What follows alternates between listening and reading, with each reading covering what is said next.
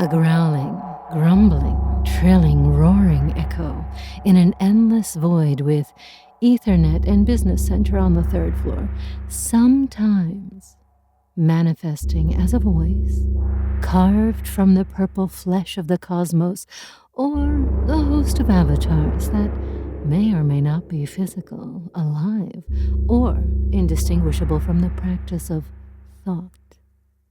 Guests may have to share space with staff members, but they are always on hand and almost never find. They're collecting themselves now, and they're very eager to meet you.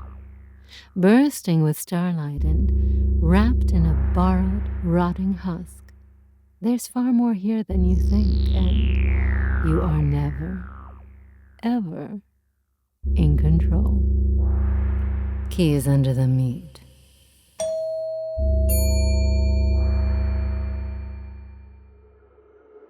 The hotel shimmers all around us. Bright colors and forms blur into indistinguishable familiarity. Vast distances are covered at speeds even I can't comprehend. And it's loud. The constant roar of the busy endlessness rattles me, and I push myself faster, if there is such a thing, trying to outrun the universe like one of them, one of those doomed people whose names forever scar our guest books, trying to escape their rooms into the lobby, trying to escape the lobby back into the world, looking a monster in the eye and begging it to help, pleading with a gravestone to change its words, shrieking into the fire and hope pity stops it burning. There is no pity here. There is no graveyard here. Here, there be monsters. Only. The guests pass through, briefly, and pass on, eternally. How long we are here, I can't say. I don't know, or perhaps I just don't want to. But I know what hotel policy is. I understand my duty. I understand my place. It's right here, between her and them. The manager grips me with cold hands like iron hooks. She has never seen the places between the horror, the placeless void that can't exist. She sees it now. Her eyes open, her face unreadable. Does it move her? Does it overwhelm her? Does the empty fullness of what we comprehend as the cosmic crevices compare to her view from the front desk? I don't know that either. I don't feel her heart beat any faster. But our hearts are not designed that way. She found me. I don't know how, but she found me. I barely knew myself, and I certainly didn't know where I was, if I ever do. But she came to me, and together we became what we are again. We had only forgotten how and who. Now the question is where. There is no place to go back to, no safe comfort, no warm beach to walk on. There is only one where we can possibly return to, and that's anywhere, together. We soar through perpetuity, unmoved or undisplayed by the apparent spectacle of our reality. I point us in a direction that doesn't exist, and delve into the infinitely splitting currents and crashing waves of what's to come and what has been. I try to get a sense, not of what is, not of where, but of who. The lobby boy is with us, always. We are all, in a sense, together, always. Like a thought you had before you walked into a room, we can feel the vague sense of each other. It may ebb or flow, but it is always there, just beyond where you can see, just beyond what you can sense. Like the blood running through your veins. You may not be aware of it, but you'd notice if it stopped. Half-bath house in the quiet suburbs. Once again, I find myself crashing through the hotel in her many forms. Some familiar, many not. On 5 acres. The manager cocks her head suddenly. Her silver eyes glass over, looking at nothing. She pulls me slightly, very slightly, with one hand, Found himself in our hotel. guiding us closer to the right path. Not a straight line, not a continuous path to be sure, but together we search and soar past 1,000 nightmares. We see ourselves twisted into the shapes of creatures, persons, elemental tortures, and the living ideas of the thoughts that chase you in the dark. We don't have long now. We never did. We never do. Above us, the lobby of the hotel soars by. For a moment, I thought I saw the manager lying crumpled on the floor or ceiling. Both of us find somewhere else to look, and she steers us away sharply. She twists her head as if some dull ache pushed its way in. Back the way we came, we move forward. I can feel the crowded insistence of it. This place has many others milling around, looking lost. I hold perfectly still and wait for instruction. There, it's him. I shift again and take us back. But one light followed me down from the sky and... He's squatting in his closet, his moon face blank, and his eyes pointed in whichever direction they feel like. We watch him for an eon that goes by in an instant. I try to take us there, to be present with him the way the manager was with me. He can't see us. He's stuck inside a beast, inside a forest, inside the impression of a beach. He's killed already, has yet to kill, and as we get closer, I see him sometimes killing already. I don't want them to sweep me up into the sky. I need to be kept. I put my hand through the glass as if it wasn't there. Stretch out my vast arm. Grab hold of him through the curtain. The manager sets her jaw, and her eyes burn with celestial scintillance. She very nearly lets go as she tries to shift us to him. Closer and closer, each moment shifts the lobby boy too. Waiting in the brush, crushing the life from a weeping man, dragging himself back across the beach. No 2 moments the same, no 2 figures the same. He appears to us sometimes as a squat creature with no discernible legs, or as himself, fresh or rotted, and often a slurry of all these forms and more. Shifting to this place is not like shifting in the hotel. It's not a matter of here or there, now or later, then or soon. It's like trying to stay in a dream, and the wake-up call is about to... Okay. That's enough of that. Break it up, you two. The manager is torn away from me, or I from her. Untethered, or in the unseen hand of the hotel herself, she twists and kicks angrily at nothing. She gnashes her teeth in fury, and her dark eyes roll over white. I have only a moment to decide. I point myself at the lobby boy, whatever form he's in, and try. I can't reach him. I'm stuck between the place between and the place he is.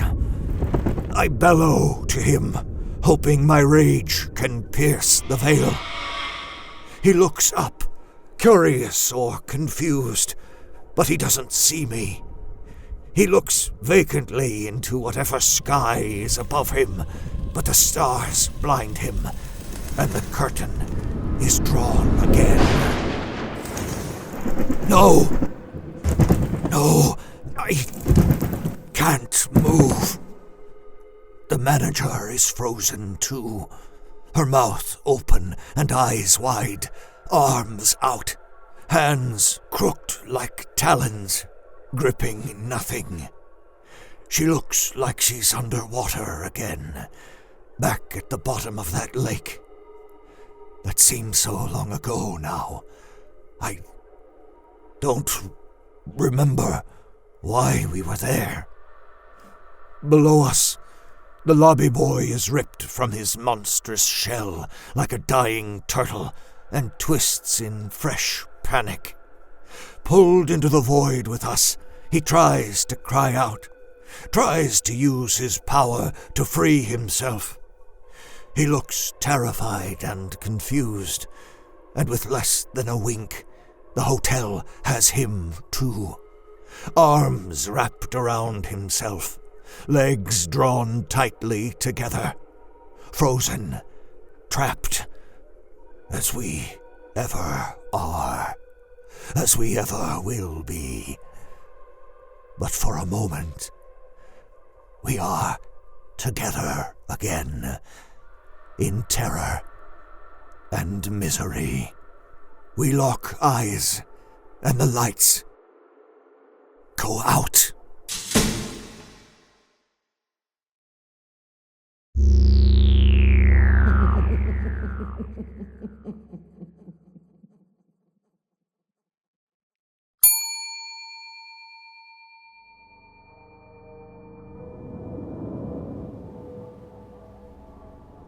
I'm in the dark place again.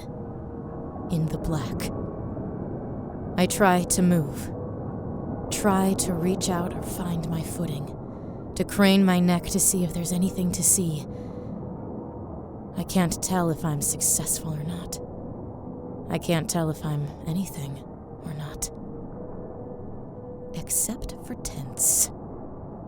I am definitely tense. Despite the darkness, despite the tenuous grasp of myself and space, I know enough to know I can't relax. It's not like before. I hope that this sleep will be I didn't find him, though. Manager! I found someone else. Why did she come to me and not him? And together we tried to outrun the dawn.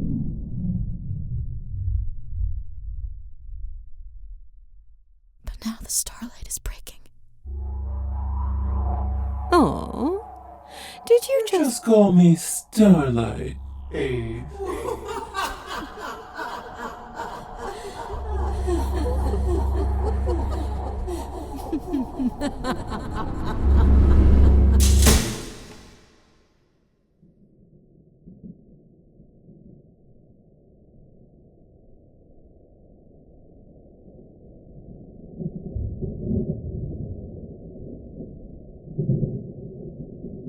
Back behind my desk where I belong.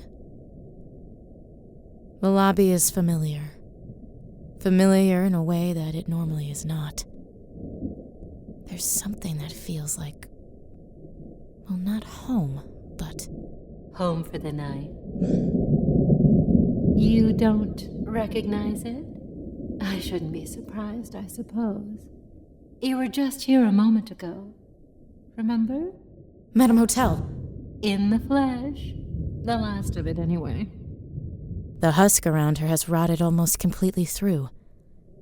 but the lustrous glimmer of starlight still shines in her one good eye. The blood from her misshapen head wound oozes out like slow, sweet honey. Her flesh is slimy and discolored. It hangs together like clumps of dead beef. Sick webs of something putrid spread just beneath her skin, cutting deep canyons where the light can creep out. Her hair... Hey, no cracks about the hair. You don't always look so hot yourself, you know. Where's my lobby boy? Didn't find him. Went straight to the owner instead. Is that strange for you? Is the owner with him? Did he find him? No, but not For lack of trying, huh? You can't stop me from looking for them. You're a feisty one, always fighting for control. Atta girl. I want my damn staff. No more of that now. It's over. I expect the staff to work together from now on. Do you hear me? If I may say so, madam, you don't look well. Just this body. Pay no attention to the girl behind the curtain. She looks so tired.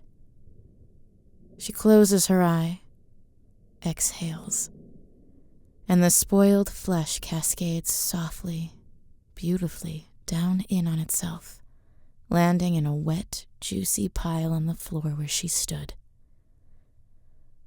A greasy puddle grows on the circular carpet there, glinting in the very bright, slightly orange light of the lobby.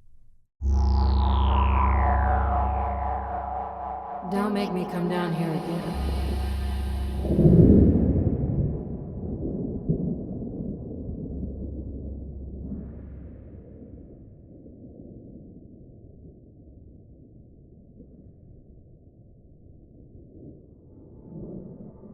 A host of chairs and couches sit with each other across from the elevators. Outside, through the narrow windows, I can see yellow street lamps, highlighting the pouring rain and not much else. Unremarkable. Like any of 1,000 lobbies I've overseen. I've been here before. This isn't déjà vu. Something's missing. I let myself smile. And for the first time, feel an exciting pang of surprise. Beg your pardon, ma'am. I hope I'm not late. Who are you? The bellhop, ma'am. Ah, would you like me to mop this up?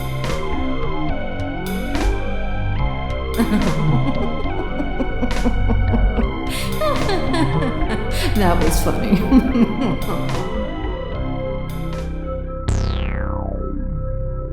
The Hotel was created and produced by Veronica, California, and Mark Whitten. Starring Kelly Nienaltowski as the manager, Mark Whitten as the lobby boy, Graham Rowat as the owner, Rissa Montanez as the bellhop, and Christa Lewis. Music by Lauren Picorni, West Rodri, and special guest composer Zach Tatom-Drake. And produced by Pacific Obadiah. Oh, that's right. I meant double staff October.